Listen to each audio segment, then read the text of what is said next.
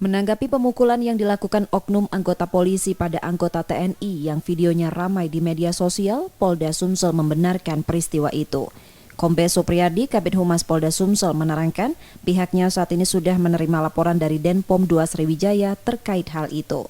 Saat ini pelaku pemukulan dari Satuan Bidokes Polda Sumsel itu tengah dilakukan pemeriksaan. Pihaknya memastikan oknum polisi tersebut akan diproses sesuai aturan hukum serta aturan internal Polri. Pada prinsipnya kita membenarkan ya kejadian tersebut dan sekarang sedang diproses oleh Polda Sumsel ya.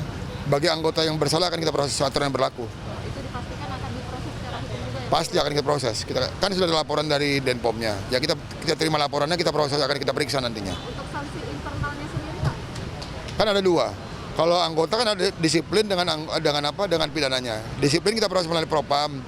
Yang pidana umumnya melalui krim Jadi dua. Itu katanya sendiri diketahui dari satuan mana Pak? Sementara masih kita dalami, dari kesatuan dari